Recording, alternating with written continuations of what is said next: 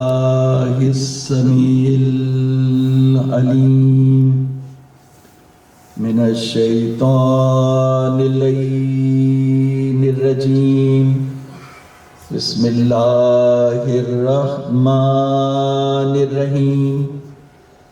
الحمد لله رب العالمين، والصلاة والسلام على أشرف المرسلين سيدنا ونبينا وحبيب قلوبنا وطبيب نفوسنا مولانا أبي القاسم محمد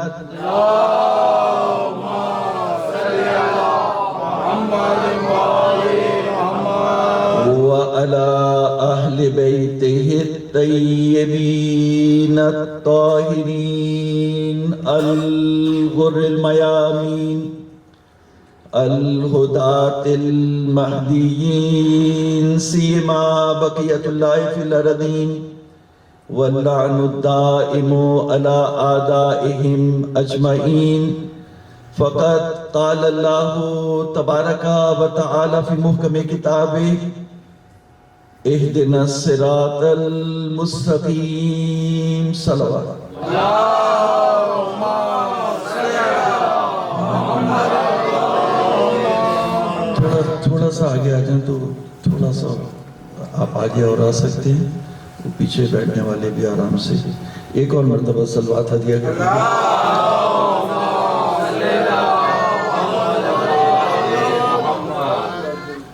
حسن محترم، خمسہ فاطمیہ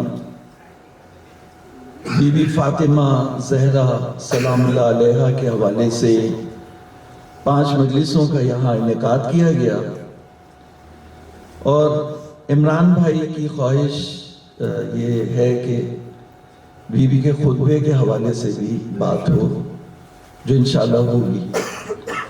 اچھا، اب آپ جیسے کہتے ہیں کہ مثال کے طور پر آپ کہتے ہیں کہ یہاں پر جو وہ ایک وزیر کو میں نے بلایا، وزیر آئے گا، اور وزیر اگر آئے گا تو اس سے پہلے وہ تفتیش کرنے والا بھی آئے گا، پھر اس کے ساتھ پروٹوکول بھی آئے گی، پھر حراست بھی ہوگی، سیکیورٹی بھی ہوگی.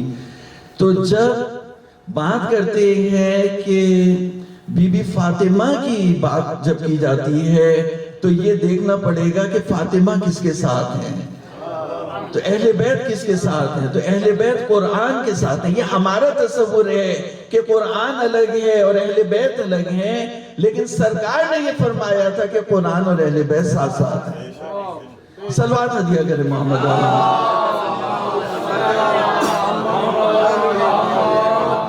تو فاطمہ سے ہٹ کے، یعنی قرآن سے ہٹ کے اگر ہم چاہیں کہ اہل بیت کو سمجھ لیں تو یہ ناممکن ہے. قرآن سے ہٹ کے، نماز سے ہٹ کے ہم چاہیں کہ بی بی فاطمہ کی جو بھی مجلس میں آئے وہ وضو کر کے آئے، نماز پڑھ کے آئے. ابھی یہ جو شعر بہت بڑا شعر تھا، لیکن اس کا عنوان اگر یہ ہو کہ جو در خالق پہ سجدہ کر کے آئے اس کے بعد وہ در فاطمہ پہ آئے، تو یہ ہے، یعنی یہ اس کا عنوان ہونا چاہیے.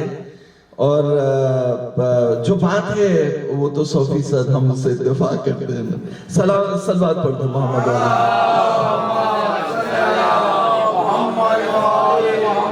بے شک یہ عظمت فاطمہ کے آگے جو جھک گیا تو پوری کائنات اس کے آگے جھک سکتی ہے.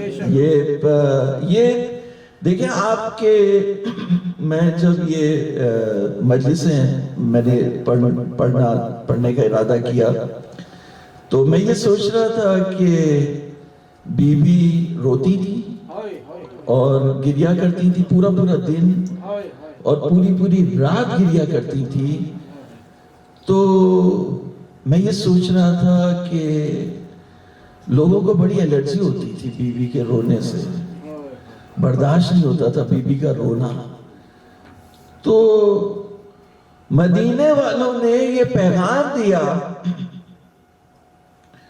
کہ بی بی آپ یا رات کو رو لیا کریں یا دن میں رو لیا کریں. ना हमें रात को चैन है, ना हमें दिन को चैन है।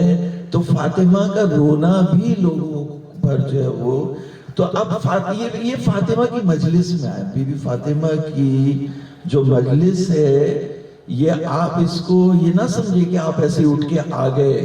ये बीबी सैयदा ने आपको मौका और शरफ अता किया है कि आप उनकी मजलिस में आए हैं, और बीबी ने यूं समझे कि आपको इस मजलिस में बुलाया है। तो परवरदिगार इन इबादतों को कबूल करे, और बीबी के हवाले से जो हमारी मारिफत है उसको उसमें इजाफा करे। एक मर्तबा सलवात हदिया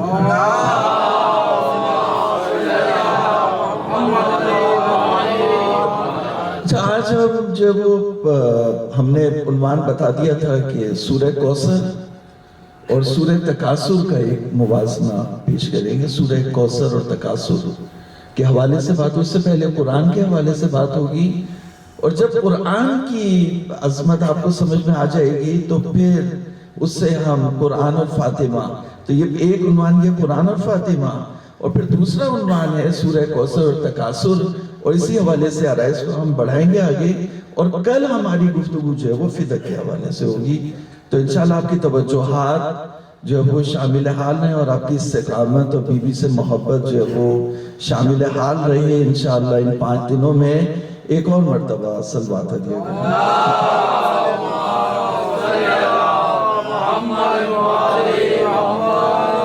लेकिन इरशाद हुआ सूरह हश्र में, इरशाद हुआ 8वें आयत करीमा है, लौ अनज़लना हाज़ल कुरआना अला जबल,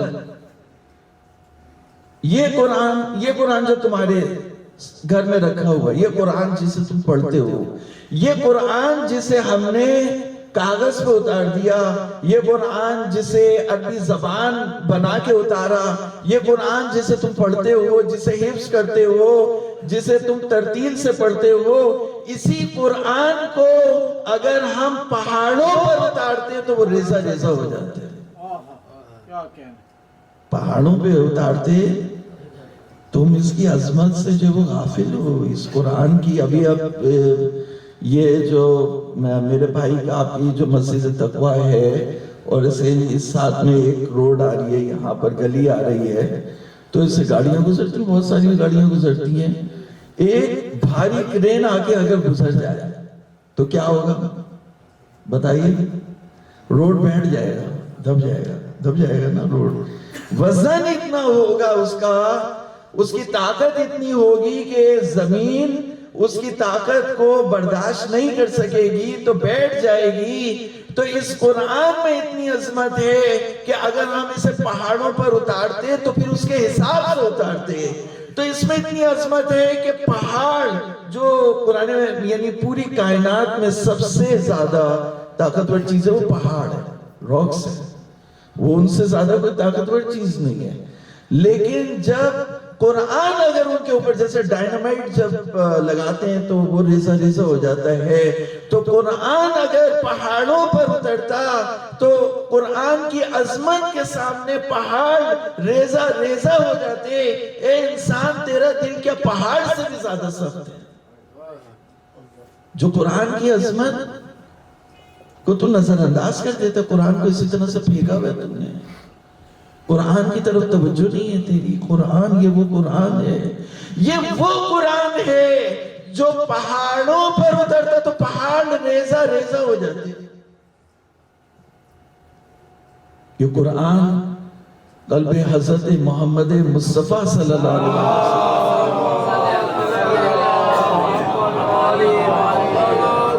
क्या दिल होगा जिस पर ये कुरान उतरा, नाजिल हुआ।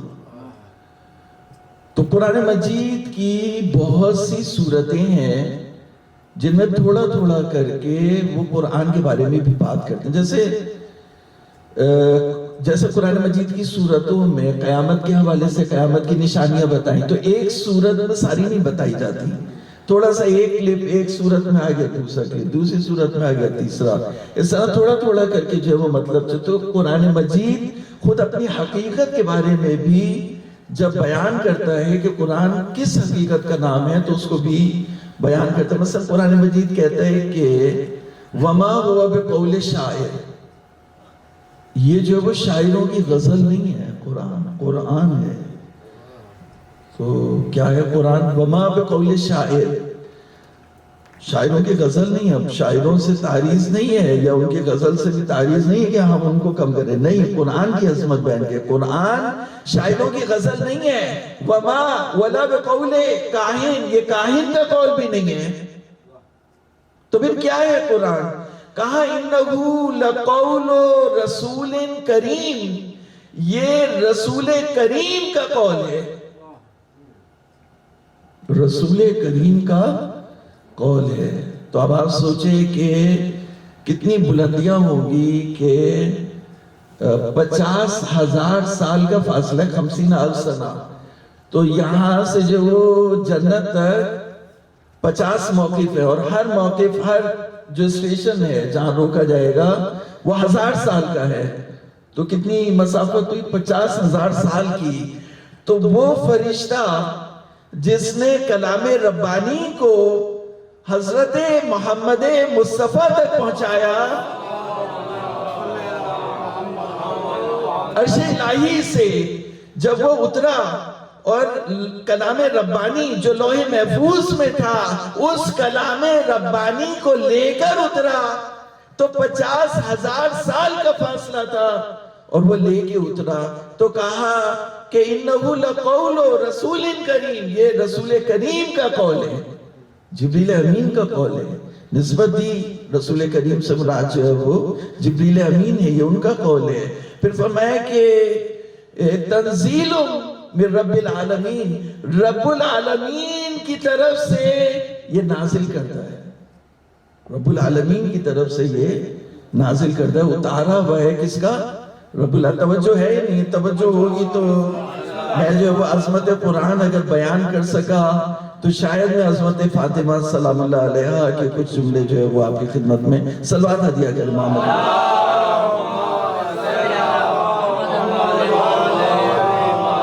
تنزیل من رب العالمین، یہ رب العالمین کی طرف سے اتارا ہوا ہے. رب العالمین تو عام کتاب نہیں ہے، یہ افسانے کی کتاب نہیں ہے، یہ اخبار نہیں ہے، یہ پیشن گوئی نہیں ہے، یہ جادو نہیں ہے، یہ غزل نہیں ہے، یہ حزل نہیں ہے، یہ مذاق نہیں ہے. انہو لقول فصل، یہ آخری فیصلہ، آخری بات جو بھی اس میں آئی ہے وہ آخری بات ہے.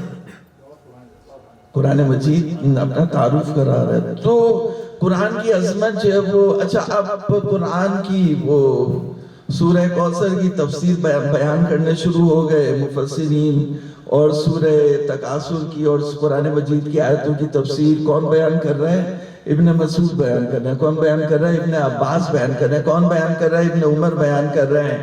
تو بھئی قرآن مجید نے سورہ واقعہ میں یہ پیغام دیا کہ ابن مسعود، ابن عمر، ابن عباس قرآن کو نہیں چھو سکتا. لا یمسہ الا المطہرون، مطہرون کے علاوہ اسے کوئی نہیں چھو سکتا. اسے وہی چھو سکتے ہیں جنہیں خالق کائنات نے پاکے. تم سمجھتے ہو کہ تم اسے چھو سکتے ہو، تم اسے نہیں چھو سکتے. اس سے بھی یہ مطلب نہیں ہے کہ تم جو وہ ناپاکی کی حالت میں اسے نہ چھو. تو ناپاکی کی حالت میں تو انسان جو توہین کتاب کرتے ہیں یا غلطی سے وہ بھی چھو لیتے ہیں. یہ مقصد نہیں کہ تم جب قرآن مجید یہ خبر دے رہے تم سمجھتے ہو کہ قرآن کھلی کتاب ہے، اور قرآن کہہ رہے انہو فی کتاب مکنون، یہ چھپی ہوئی کتاب میں ہے. تو بھئی قرآن سورہ واقعہ میں جب اپنا تعارف پیش کر رہا ہے تو یہ کہہ رہے کہ چھپی ہوئی کتاب میں ہے. آپ سمجھیں کہ قرآن ظاہر کتاب ہے. آپ سمجھ رہے ہیں کہ ابن مسعود اسے چھو سکتا ہے، ابن عمر اسے چھو سکتا ہے، ابن عباس اسے چھو سکتے ہیں، لیکن قرآن کہہ رہے کہ لا یمسہ الا المطہرون، مطہرون کے علاوہ، پاکوں کے علاوہ اسے کوئی نہیں چھو سکتا. توجہ ہے یا نہیں ہے؟ تو بھئی یہ قرآن اتنی عظمت والا قرآن، اس کو جب کہا کہ اس کو ہم نے اتارا، وہ ہیلی کاپٹر جب چل رہا ہوتا ہے نا تو وہ آزادی کے دن جشن آزادی کے بچے موجود ہیں تو ہیلی کاپٹر اوپر سے جو ہے ڈراپ کرتا ہے, وہ پرچیاں ڈراپ کرتے ہیں یا بہت سے جو ہے وہ گفٹ بھی ڈراپ کرتے ہیں یا بیلون ڈراپ کرتے ہیں, اوپر سے ڈراپ کرتے ہیں نہیں کرتے. تو اللہ رب العزت نے اتنا عظیم قرآن کے بارے میں کہا کہ یہ اتارا. توجہ ہے یا نہیں ہے؟ تنزیل یعنی اتارنے کو کہتے ہیں, انزلنا نازل کرنے کو کہ اتارنے کو کہتے ہیں. تو پروردگار نے اتنی عظمت والے قرآن کو اتارا. اب میں بات آگے بڑھاؤں کہ جب سورہ حمد بھی اس کے ساتھ ہوئی اور اسی طرف توجہ دلائی, تو پھر احسان جتایا.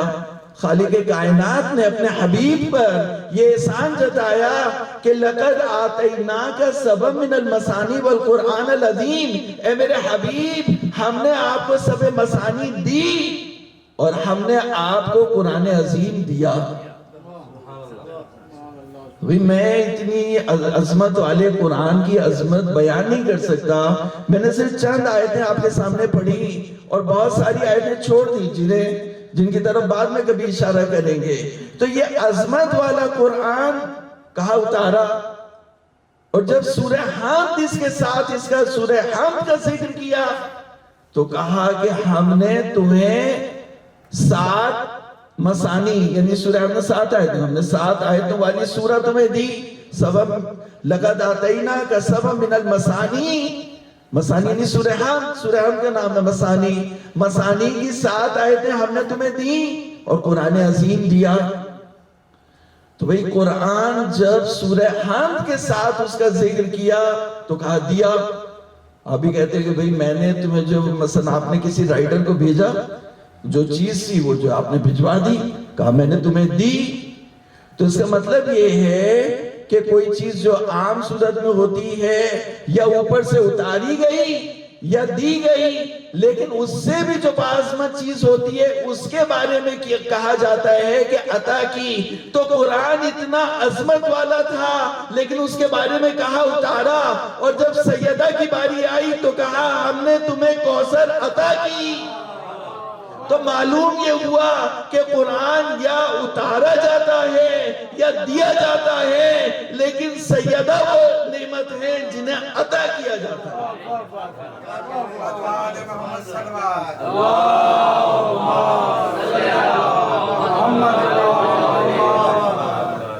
اِنَّا آتَيْنَاكَ الْكَوْثَرَ, ہم نے کوثر کو عطا کیا. کوثر عطا کی جاتی ہے اور قرآن دیا جاتا ہے. یہ میں قرآن مجید سے پڑھوں, میں تو میری بساط نہیں کہ میں اپنی طرف سے کوئی اضافہ یا آلٹریشن کروں. پرانی آیات ہیں کہ لَقَدْ آتَيْنَاكَ, وہاں سورہ حج میں جا کے دیکھ لیجئے, وہاں ہے حمزہ تا یا, آتَيْنَاكَ دی. ہم نے تمہیں, جب سورہ حمد بھی اس کے ساتھ لگا لی قرآن کے ساتھ, تو کہا ہم نے تمہیں مثانی کی 7 آیتیں دی اور قرآن عظیم دیا. تو قرآن جتنا بھی عظمت والا بن جائے تو دیا جاتا ہے, اور سیدہ کی جب باری آئے تو عطا کی جاتی ہے. نہ آتَيْنَاكَ الْكَوْثَرَ فَصَلِّ لِرَبِّكَ وَانْحَرْ إِنَّ شَانِئَكَ هُوَ الْأَبْتَرُ. صلوات پڑھ دیں محمد.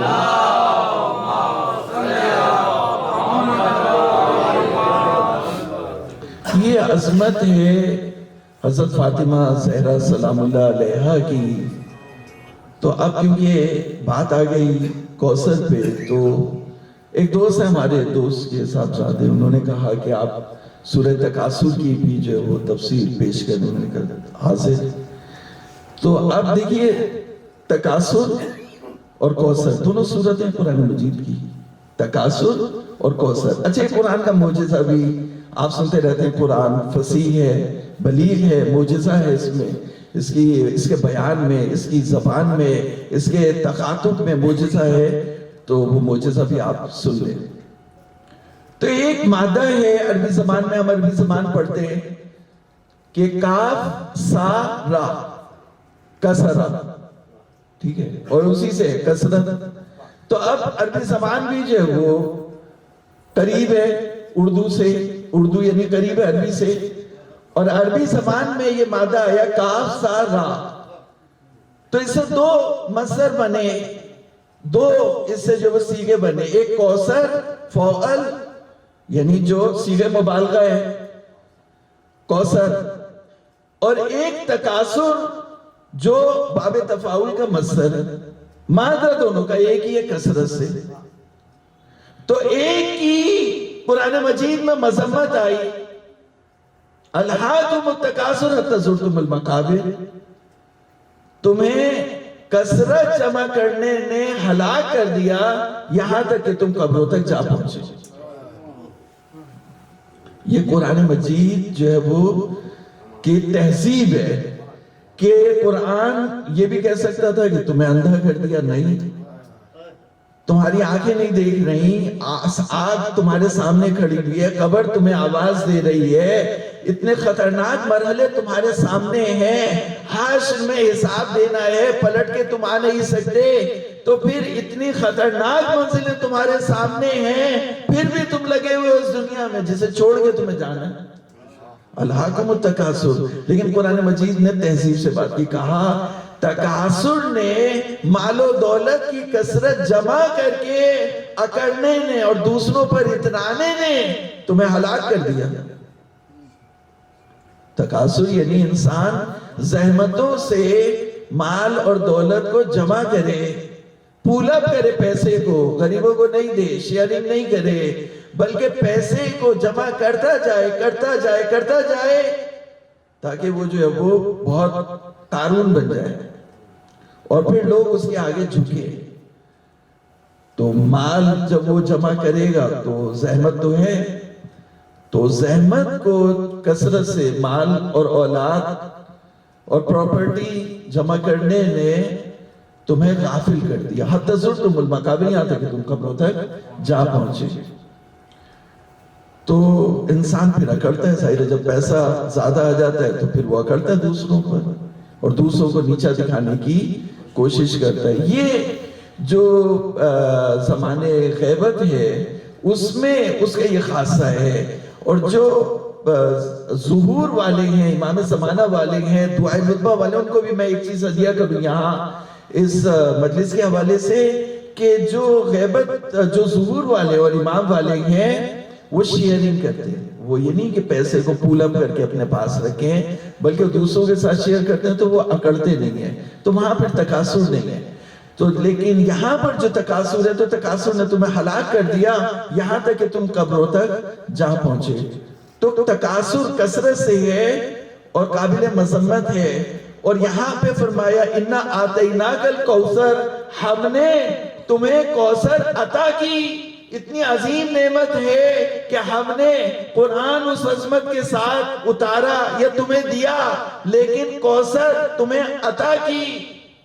तो जो है या नहीं है, कौसर अता की। तो कहा कि जो कसरत हम अता करते हैं वो काबिले मरहमत होती है, वो नेमत है, उस पर शुक्र किया जाता है। और जो कसरत तुम जमा करते हो वो काबिले मजम्मत है। सलवात पढ़े मोहम्मद।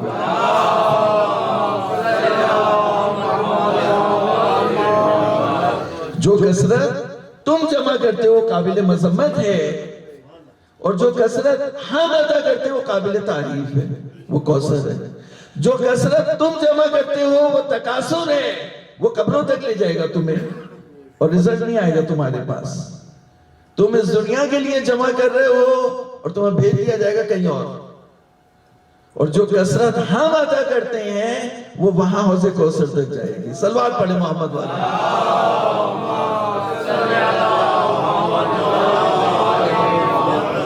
तो फर्क क्या है? कौसर और तकासुर दोनों कसरतें हैं। तो भाई ये दुनियावी कसरत है, तकासुर, माल को तुमने जमा कर लिया, औलाद को तुमने जमा कर लिया, और वो अल्लाह की तरफ से अता कर रहा है। इन्ना आतैनाकल, हमने तुम्हें कौसर अता किया। तो अज़ान मोहतरम, एक अब ये कौसर का लफ्ज आया यहाँ पे, कौसर की तफसीर आपके पेश नजर नचन नुकात बहुत आसानी से जो है वो आपको बयान करूं। 3 लफ्ज इस्तेमाल हुए यहाँ पे, एक है कौसर, दूसरा वनहर और तीसरा है अब्तर। तवज्जो है या नहीं है? कौसर, वनहर اور ابتر. اچھا 3 قول بھی سن لیجئے جو مفسرین نے کوثر کی تفسیر میں بیان کی. کہا پہلی تفسیر، پہلا قول کہا کہ کوثر نہر فی الجنہ، جنت میں ایک نہر ہے جو سرکار رسالت مآب صلی اللہ علیہ وسلم کو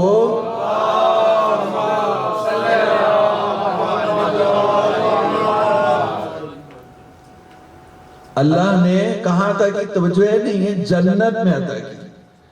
اچھا خود لکھ رہے ہیں، توجہ کا تعلق، تو خود لکھ رہے ہیں کہ عاص ابن وائل نے تانا دیا حضرت محمد مصطفیٰ کو کہ تم ابتر ہو.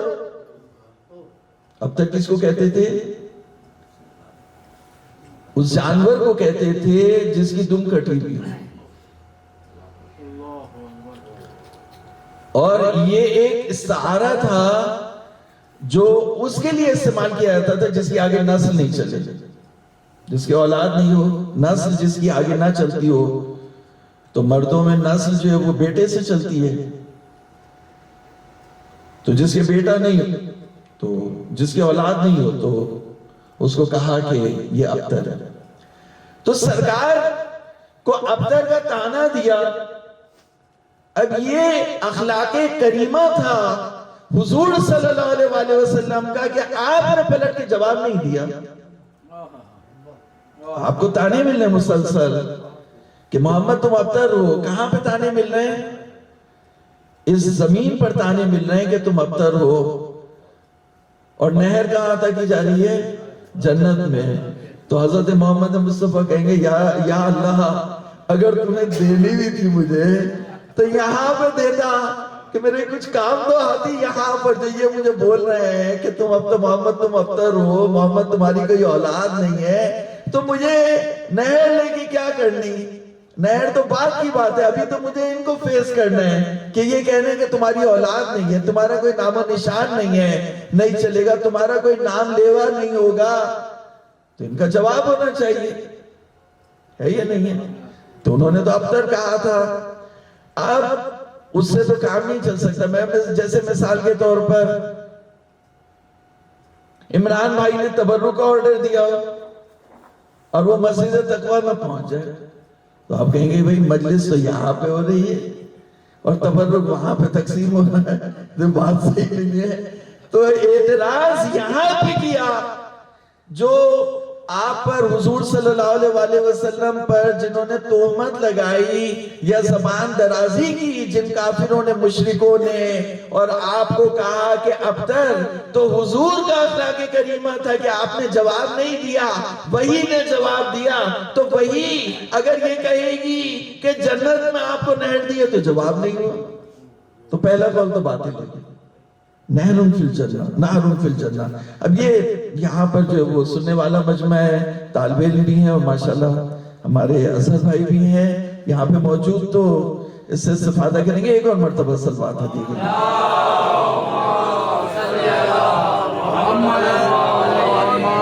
عظمت سیدہ پر، اور اگر آپ کی معرفتوں میں اضافہ ہو رہا ہے تو ایک اور مرتبہ بلند.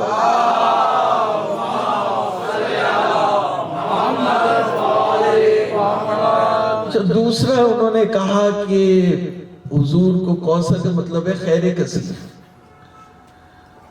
تو انا آتینا جل کوثر، یعنی ہم نے آپ کو خیر کثیر عطا کیا.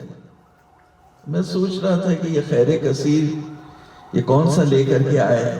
اب وہ عظمت سیدہ کو ماننا نہیں تھا تو ایک چیز بنائی انہوں نے کہ خیر کثیر عطا کر دیا.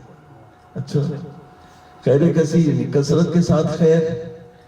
تو ایک حدیث میں پڑھ رہا تھا، اس میں لکھا ہوا تھا کہ غور سے سنیں، طالب علم بھی موجود ہے، من اوتی الحکمہ فقد اوتی خیرا کثیرا، جسے حکمت دے دی پروردگار نے اسے خیر کثیر دے دیا. تو پروردگار نے ایک عام مومن کو اگر حکمت عطا کی تو خیر کثیر دے دیا، تو اگر سرکار کو خیر کثیر دے دیا تو کون سی جتانے کی بات ہوگی؟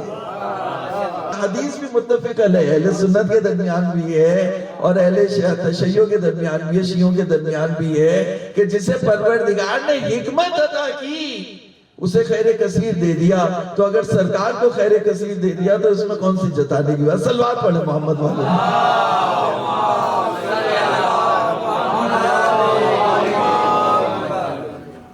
تو اذان محترم اسی سے پھر وہ تیسرا قول بھی جو وہ کہتے ہیں کہ اس سے مراد حوض کوثر ہے، تو اگر حوض کوثر بھی اسے مان لے تو ابتر کا جواب نہیں ہوگا، اور کوثر ابتر کا جواب ہے، تو ابتر کا جواب وہی بی بی ہو سکتی ہے جس سے سرکار رسالت مآب کی نسل چلے، جس سے سادات کی لڑی پروئی جائے، وہی بی بی جس سے سرکار کی نسل چلے گی، وہی ابتر کا جواب ہوگی۔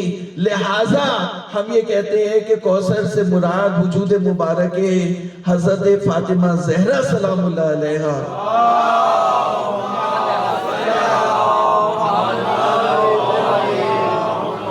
اسے کہ حضور کی نسل جو ہے وہ حضرت فاطمہ سے چلی، اور آپ نے فرمایا کہ جتنے بھی انسان اس دنیا میں آئے ان کی نسل جو ہے وہ ان کے بیٹوں سے چلتی ہے، سوائے فاطمہ کے کہ میری نسل جو ہے وہ میری بیٹی کے بیٹوں سے چلے۔ تو یہ بھی حدیث میں آیا، جو مفصل حدیث ہیں اس کے بارے میں۔ تو یہاں پہ دیکھیں اِنَّا آتَيْنَاكَ الْكَوْثَرَ، اب کوثر کے معنی بھی واضح ہو گئے آپ کو، اور ابتر کا معنی بھی واضح ہو گئے۔ اب کوثر کے یعنی ابتر کے تناظر میں آپ کوثر کا معنی خود ہی کر سکتے۔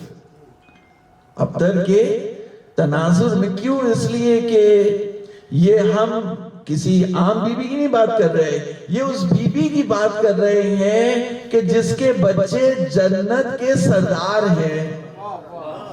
تو جس کے بچے جنت کے سردار ہو اور جو خود سیدۃ النساء العالمین ہو، ان کو اگر ان کے والد کو ایک نہر فی الجنہ، جنت میں ایک نہر مل جائے تو وہ کوئی ان کے لیے فضیلت نہیں ہے۔ تو فضیلتیں یہاں پر پہلے ہی ختم ہیں، یہ ان کے بچے جنت کے سردار ہیں، یہ خود خواتین جنت کی عورتوں کی سردار ہیں، سیدۃ النساء العالمین۔ تو ان کے بارے میں بات کر رہے ہیں، کسی عام خواتین کے نہیں بارے میں بات کر رہے ہیں۔ تو انسان کو سمجھنا چاہیے کہ وہ کس کی بارگاہ میں آیا ہے اور کسی مجلس میں بیٹھا ہے۔ صلوات پڑھیں عظمت فاطمہ۔ اتنی عظمت، اتنی بلند آواز سے ایک اور صلوات۔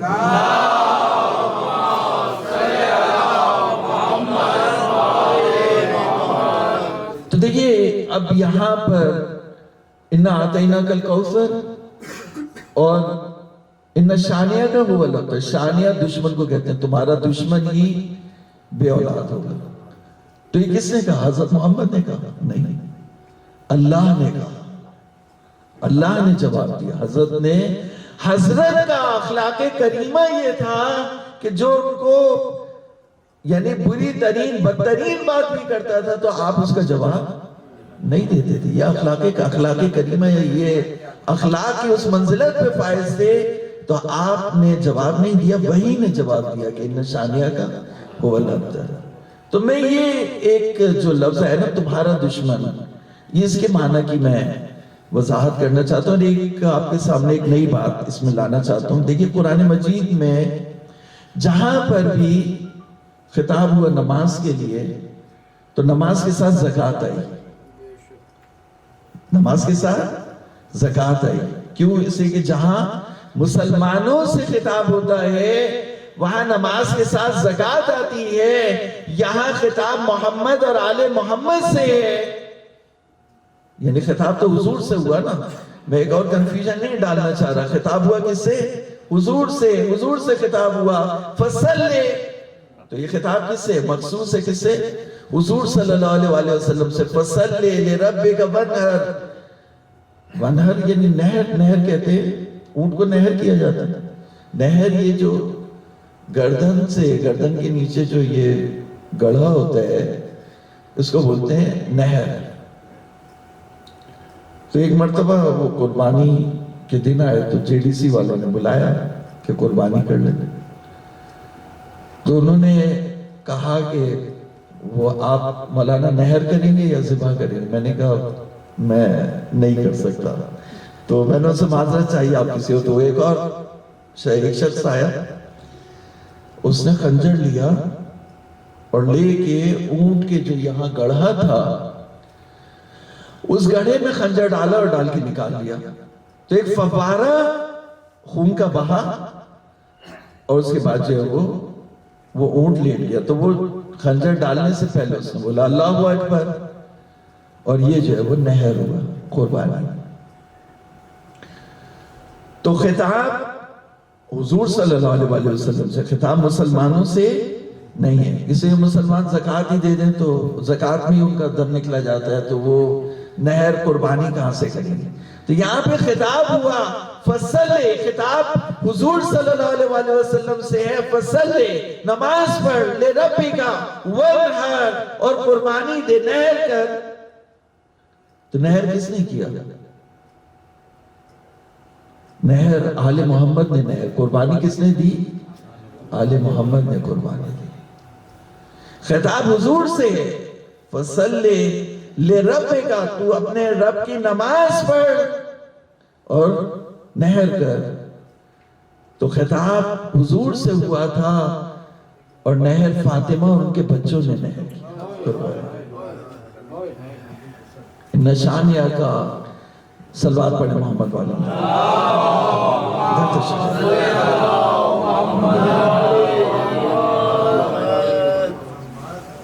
محمد والے محمد بلند تر صلوات.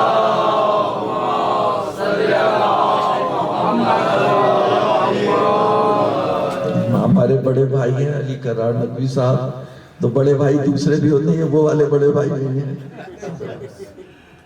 محمد والے محمد صلوات.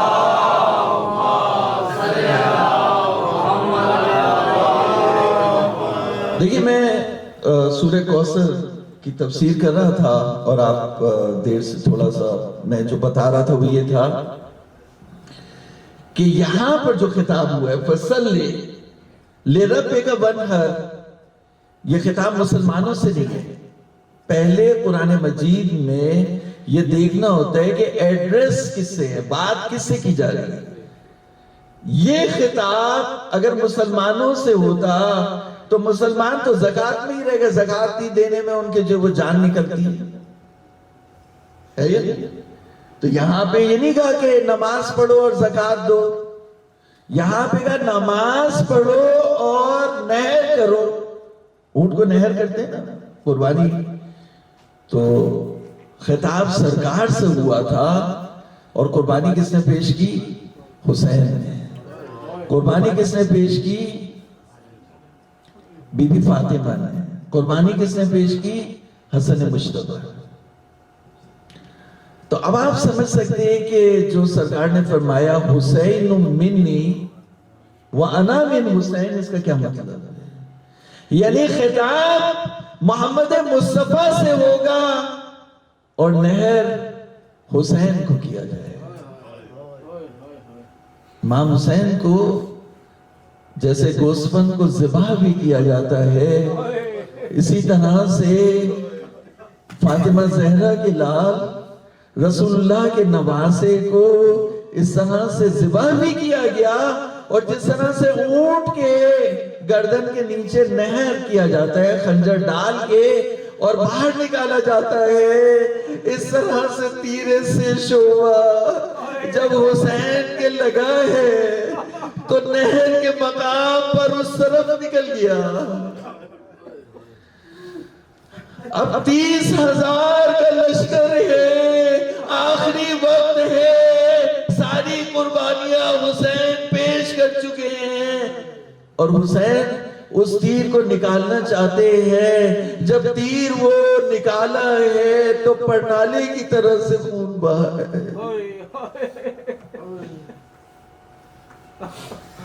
تو دوستو یہ جو کہا ابن شانیہ کا تمہارا دشمن، تو یہ نبی کا دشمن نہیں ہے، یہ حسین کا دشمن ہے جو ابتر ہوگا. یہ حسین کا، ابن شانیہ کا حسین کا دشمن ہے، یہ فاطمہ زہرا کا دشمن ہے. بس دوستو بی بی نے بہت مصائب سہی، بہت مصائب. آپ کی آنکھوں میں آنسو آ گئے. ہم حسین کی مجلس بی بی کے مصائب سے شروع کرتے ہیں، اور آج میں نے بی بی کی مجلس حسین کی مصیبت سے شروع کی ہے. بی بی کے لیے جو پہلی مصیبت پڑی ہے وہ بابا کی مصیبت ہے. بابا کی مصیبت ہے، اور بابا کی یہ مصیبت ہے کہ بابا آخری وصیت لکھنا چاہتے تھے، بابا کو آخری وصیت نہیں لکھنے دی گئی. بابا کو آخری وصیت نہیں لکھنے دی گئی. پھر وہ وقت آیا کہ ایک مرتبہ غش کے عالم میں ہے، ام سلمہ کے گھر میں ہے، اور ام سلمہ سے کہا کہ ام سلمہ میں کچھ ساعت میں رخصت ہونے والا ہوں. تو ام سلمہ نے گریہ کیا، کہا میری آنکھوں کی ٹھنڈک میری بیٹی فاطمہ کو بلایا. فاطمہ کو بلایا گیا. فاطمہ حسن حسین کو لے کر کے آئی تو کہا کہ بیٹی میں اس دنیا سے رخصت ہونا چاہتا ہوں. غش کے عالم میں تھے، غش کے عالم میں تھے، اور غش سے جب افاقہ ہوا تو اس عالم میں بی بی فاطمہ نے بات کی. کہا کہ آپ اپنی بیٹی سے بات کریں، آپ اپنی بیٹی سے گفتگو کریں، بیٹی سے بولیں. پھر اس کے بعد روایت میں ملتا ہے کہ آذان ہوئی، آذان کا وقت ہے. یہ روایت سے پڑھ لوں کہ آذان کا وقت ہوا، اور سرکار رسالت مآب ہمت کر کے جو ہے وہ مسجد میں تشریف لے گئے اور نماز پڑھائی. نماز پڑھانے کے بعد جب واپس آئے تو کہا کہ مجھے فاطمہ کے حجرے میں لے چلو. تو بی بی فاطمہ کے حجرے میں آئے، اور وہ وقت آیا کہ فاطمہ کے پہلو میں، فاطمہ کی گود میں رسول اللہ کا سر ہے. اور اس عالم میں ایک مرتبہ گھر کے دروازے پر دستک ہوئی تو بی بی فاطمہ نے پوچھا کہ یہ کون ہے؟ تو کہا کہ میں ایک عربی ہوں اور رسول اللہ سے ملاقات کے لیے ان کی زیارت کرنا چاہتا ہوں. تو بی بی فاطمہ نے منع کر دیا اور کہا کہ میرے بابا ابھی بیمار ہیں، تم واپس چلے جاؤ. بس چند جملے آپ نے گریہ کیا، اجرکم اللہ. ایک روایت یہ کہتی ہے کہ رسول اللہ ابھی غش کے عالم میں ہے، اور تھوڑی دیر کے بعد پھر دستک ہوئی. تو پھر بی بی نے پوچھا کون ہے؟ کہا کہ میں ایک نیاز مند ہوں اور میں اللہ کے رسول سے ملنا چاہتا ہوں. تو بی بی فاطمہ نے کہا ابھی میرے بابا بیمار ہیں، تم واپس چلے جاؤ. تو رسول اللہ کی آنکھ کھلی. جب آنکھ کھلی تو کہا بیٹی کون آیا تھا؟ کہا بابا ایک عربی تھا، وہ کہہ رہا تھا کہ میں جو ہے وہ عربی ہوں اور رسول اللہ کی زیارت کے لیے آیا ہوں، دروازہ کھول دو. تو کہا بیٹی تمہیں معلوم ہے یہ کون ہے؟ کہا بیٹی یہ تیری دہلیز کی عظمت ہے، یہ ملک الموت ہے، یہ کسی سے اجازت طلب نہیں کرتا، نہ اس کے بعد کسی سے اجازت طلب کرے گا. یہ لوگوں کو، رشتہ داروں کو ایک دوسرے سے جدا کر دیتا ہے. تو کہا کہ بیٹی اسے اب کی دفعہ آئے تو اسے آنے کی اجازت دے دینا. بس فاطمہ نے اجازت دی. اور اس کے بعد روایت یہ کہتی ہے کہ بی بی فاطمہ نے اجازت دی اور اللہ کے رسول کے پاس ملک الموت آیا اور ملک الموت نے کہا السلام علیکہ یا رسول اللہ، اور اس کے بعد کہا السلام علیکہ یا اہل بیت النبوہ. تو بی بی فاطمہ کا دروازہ وہ دروازہ ہے کہ یہاں پر جب سردار انبیاء ختم الانبیاء آتے تھے تو اجازت طلب کرتے تھے. جب ملک الموت آتا تھا تو اجازت طلب کرتا تھا، لیکن اسی دروازے کو بعد رسول فاطمہ پر گرایا گیا. دروازہ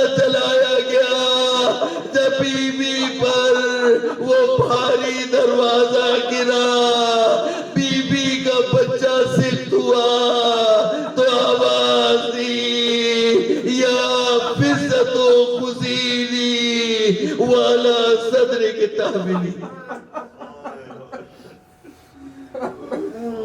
ए फिजा मेरा मोहसिन शहीद हो गया, ए फिजा मुझे संभालो। बीबी की आवाज सुनी, अरे बीबी पर जब दरवाजा गिरा, उसी दरवाजे के नीचे फातिमा है, उसी दरवाजे पर चलकर मुसलमान अली के घर पे घुसे, अली को गिरफ्तार कर दिया। अल्लाह लअनतुल्लाह अलल कौम ज़ालिमीन।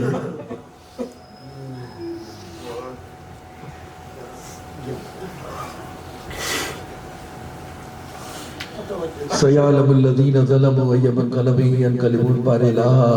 इस खलीलनात को कबूल फरमा, इस घर में खैर व बरकत को नाज़िल फरमा, इस घर से बलाओं को दूर फरमा।